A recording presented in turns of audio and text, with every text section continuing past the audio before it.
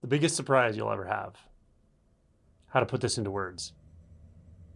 So, I can't tell you how many times someone has mentioned this to me after discovering what being actually is, with a big B, or the I am sense, or having awakening. And says, I looked at this so many times and I overlooked it. In my searching, I looked directly at this and I discounted it and said, nope, that's not it. Can't be it. So I kept looking and looking and looking. And then again, at some point I just got tired of looking and it was right there. But then I regrouped and I said, no, that's not it. And I'm going to keep looking and looking and looking. So what is it that's already in your experience?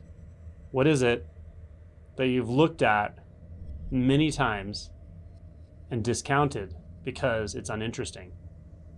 Because it's not anything you can do something with thought.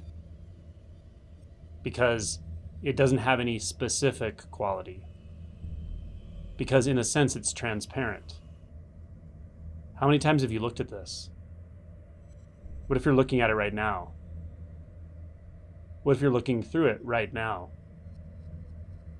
What if it's everything you've ever looked at, but just with a little added extra? The sense of the one looking at it, the sense of the one seeking it. That little extra adds a whole lot of experiential distortion.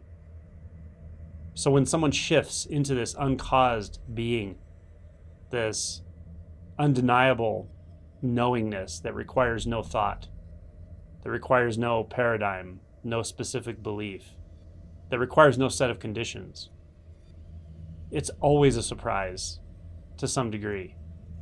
And it's a very pleasant surprise. It's huge to realize all that seeking was unnecessary. All that desire to be somewhere else, to be someone else, to finally attain what I think I'm going to attain in the future, in the way I'm imagining it, or even in the way that I'm unconsciously assuming it. To realize none of that's necessary at all. And in fact, it's not necessarily counterproductive, but it's just an ongoing distraction from what's already here. So to notice that and let it go and see what's always been here and inhabit what's always been here long enough until that arc of identity that's reaching out, probing, trying to find through thought just relaxes. It just retracts. And we're often left giggling like a fool, laughing and crying simultaneously because there's such an emotional outflow when we realize we've never had to fix anything about ourselves. We've never had to fix anything about life. We've never actually had to find anything, any set of conditions to be okay. The okayness is already here. The okayness itself is imperturbable, for real. There's nothing you need to do to find what you already are. Now, I don't mean that in the sense that you don't have to do anything to find your beliefs about yourself, or to find a place where your own understanding of yourself suddenly feels stable. That's all too far out there still. That's the seeking. That's the mental seeking that's constantly underscoring the sense that there's something that needs to be found, that there's something wrong in the first place, or something missing. So that seeking actually has to stop long enough so that the identity structure that feels dualistic in consciousness, it feels like it's reaching out into life to try to fix the problem of me, fix the problems of life, rearrange things to make myself feel better, just subsides. It just hits you over the head that, of course, it's already just this. What else could it be? How else could it be? It's so simple. Simpler than simple. There's nothing to find. There's nowhere you need to go to find it. There's nothing you need to fix about yourself or about life.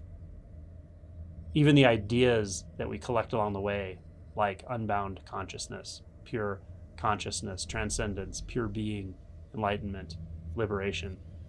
That whole collection of beliefs, you don't need to seek any of it.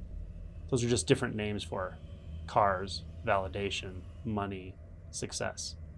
All of that mind stuff is just seeking. It's just a subtle misperception.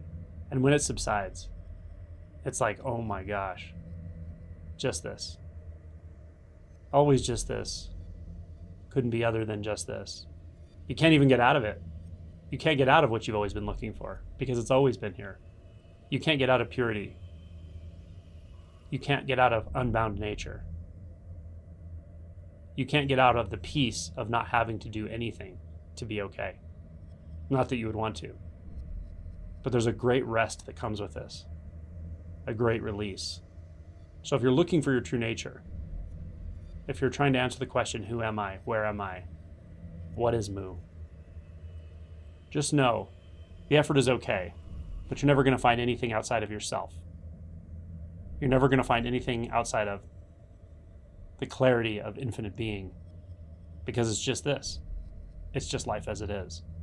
Everything just as it is perfectly okay.